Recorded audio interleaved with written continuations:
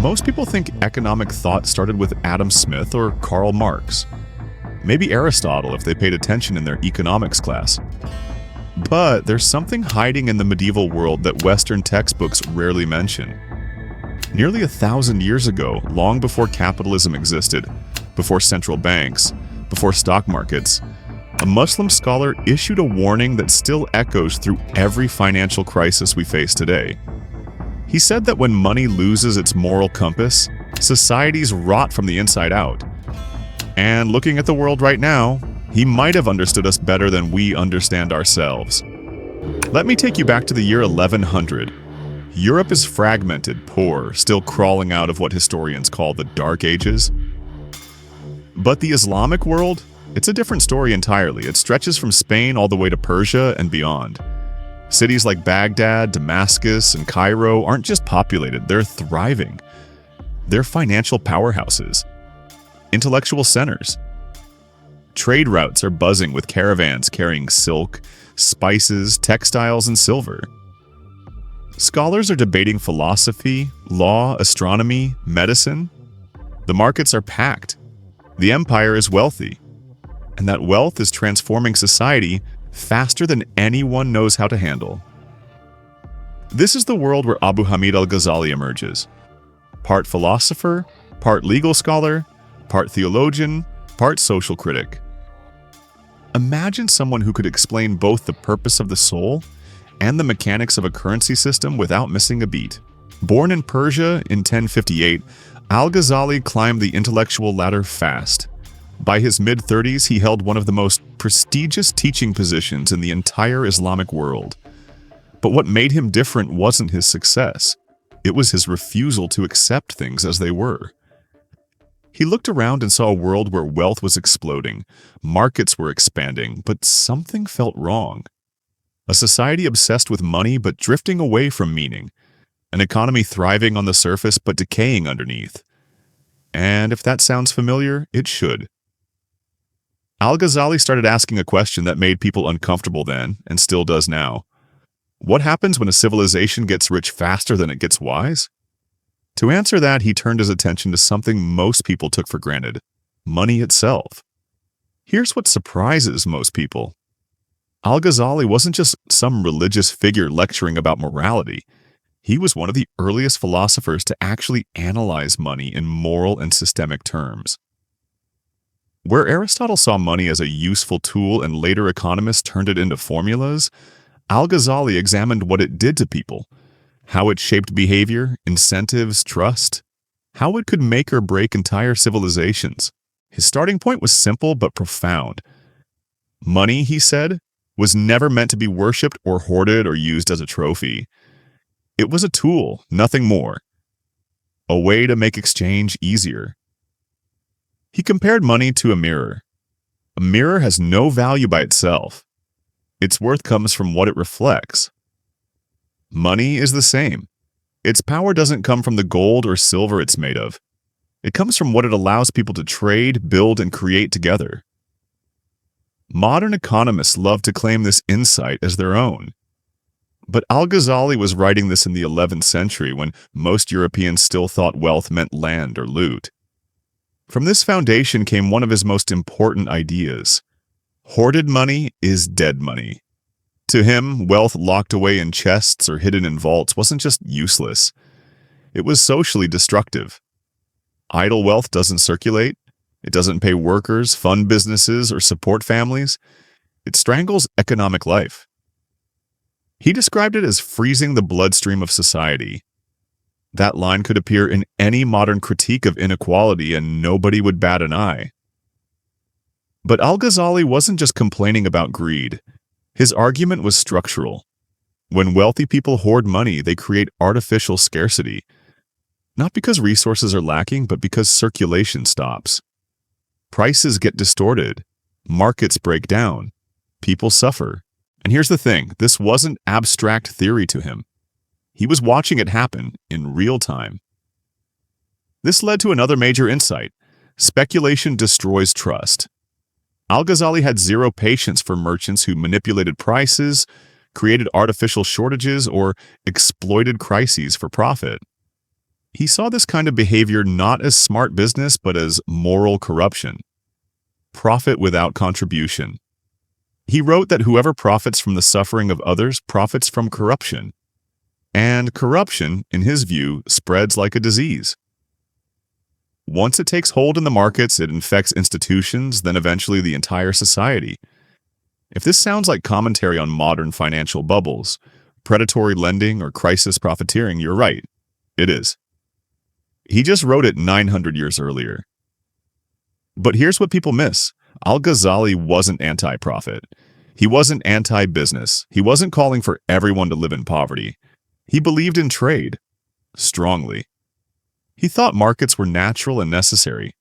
He thought wealth could be meaningful, even noble. His real target was dishonest trade. Cheating, lying, using false weights, hiding defects in products, manipulating information. He understood that markets only function when people trust each other. Once trust collapses, the economy collapses right behind it.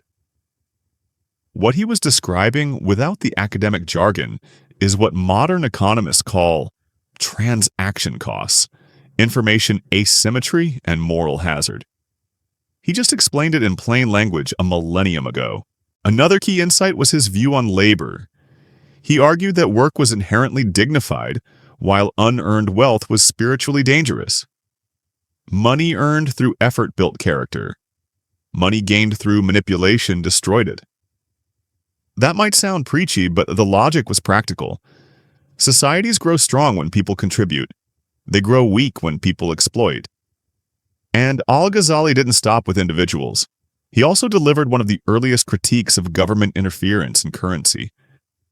Medieval rulers, like many modern ones, often diluted the gold or silver content in coins to stretch their budgets, effectively taxing people through stealth inflation. Al-Ghazali condemned this practice without hesitation. To him, debasing currency was theft. It eroded trust in the market. It punished the poor who ended up with weaker coins. It destabilized the entire financial system from the top down. He believed governments had a role in maintaining fair markets, but that role was limited. Leaders should protect the economy, not manipulate it for short-term gain. He warned that unjust rulers destroy prosperity faster than any outside enemy. And once again, the parallel to today doesn't need much explanation. These warnings about rulers didn't come from abstract thinking. They came from watching real governments make real mistakes. In his lifetime, political fragmentation was increasing. Dynasties fought for power. Local governors pushed for more revenue. And whenever rulers felt their grip slipping, the first place they squeezed was the economy. Some raised taxes to crushing levels. Others manipulated coins to fund their wars. Some seized merchant assets. Others borrowed recklessly and left future generations to deal with the debt. None of these tactics were new. And none of them, in Al-Ghazali's view, solved the real problem. He believed corruption at the top radiated downward like poison. When a ruler cheated his people, merchants felt justified cheating their customers. When institutions failed to act with integrity, individuals saw no reason to act responsibly. The entire economic order, from the palace treasury to the neighborhood market, became a chain reaction of broken trust. His conclusion was stark. A society can survive poverty, but it cannot survive corruption. Economic collapse is rarely about running out of money or resources. It's about the breakdown of trust. The invisible glue that holds every transaction, every contract, every currency, every institution together. When that trust erodes, even the wealthiest nation becomes fragile. From this angle, his ideas about currency make complete sense. To Al-Ghazali, currency stability depended entirely on honesty. Debasing coins wasn't just bad policy, it was deception, betrayal. A ruler who tampered with currency wasn't being clever. He was stealing from his own people in slow motion. What looked like a minor change to a coin's purity was to Al-Ghazali the beginning of financial rot. He even predicted that if states manipulated currency too often, people would eventually lose trust, abandon the local money, and start using stronger foreign currencies instead. 1,000 years later, we watch this exact dynamic play out in Weimar Germany, Zimbabwe, Venezuela, Argentina, and every modern case where people flee their own currency because they no longer trust the promises behind it. Inflation debates in the 21st century reflect exactly what this medieval scholar understood. Money is ultimately a belief system. Once people stop believing, the system stops working. But Al-Ghazali's view went deeper than currency and taxes. He understood something fundamental about human nature. People hoard out of fear. They speculate out of greed. They cheat when they think they can get away with it. They manipulate money because money is easy to manipulate. They rationalize unethical profits because everyone else seems to be doing the same thing. And when a society reaches the point where exploitation becomes normal, collapse is already underway. This led to one of his most powerful insights. You cannot fix an economy without fixing the incentives that shape human behavior. Laws matter, markets matter, but behind them all are people making choices driven by emotion, ambition, fear, and desire. Unless a society's systems align those incentives toward productive and honest behavior, the economy will drift toward corruption, instability, and eventually self-destruction. This is why Al-Ghazali placed so much emphasis on the moral dimension of wealth. To him, wealth without responsibility wasn't just spiritually dangerous, it was a threat to the common good. He believed wealth wasn't inherently bad, it was just incomplete without purpose. A society grows strong when individuals contribute more than they extract, when the drive to accumulate is balanced by the duty to uplift. But when wealth becomes detached from social responsibility, when the pursuit of profit ignores the welfare of the community, the system becomes brittle. A selfish society eventually collapses under its own weight. And when it collapses, everyone pays the price, including the wealthy who thought they were immune. Civilizations rise when people understand balance. They fall when that balance breaks, and that brings us directly into the modern world. A world where Al-Ghazali's insights feel less like medieval philosophy and more like a diagnostic report of our current crisis. We live in a global economy where money moves faster than meaning, where wealth inequality is approaching levels not seen in centuries, where markets often reward speculation over contribution, where trust in institutions declines year after year, where inflation quietly erodes purchasing power, where financial bubbles grow, burst, and grow again with predictable regularity. Everywhere you look, there are echoes of the exact problems Al-Ghazali described, just playing out on a global scale. His critique of hoarding mirrors today's debates about billionaires, offshore accounts, and concentrated wealth. His warnings about speculation sound like concerns over housing crises, crypto volatility, shadow banking, and predatory markets. His condemnation of currency manipulation strikes at the heart of today's monetary policy debates. And his belief that trust is the foundation of prosperity explains why nations with stable institutions, honest courts, predictable regulations, and transparent governance enjoy stronger currencies and more resilient economies. What really strikes you when you read his work is how little the world has actually changed. The technology is different. The markets are faster. The scale is global instead of regional. But the underlying human behaviors are exactly the same.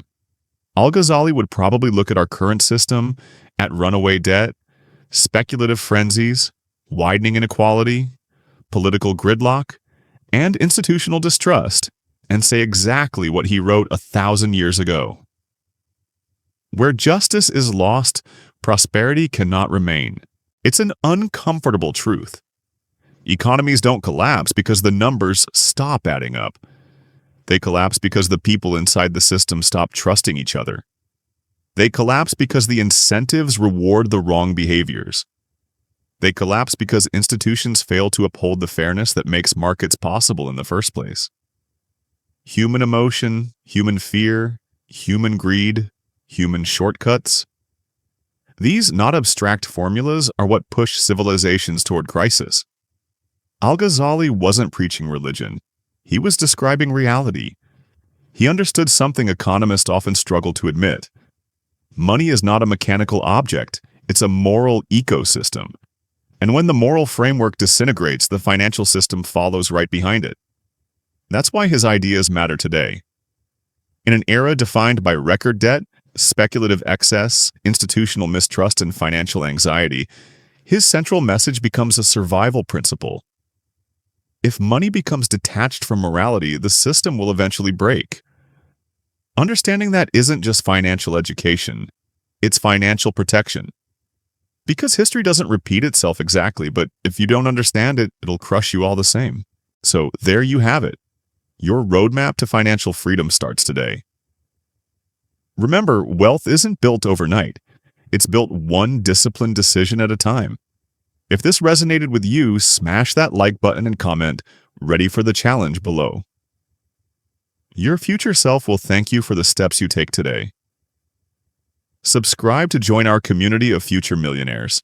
Now go out there and take control of your financial destiny. See you in the next one.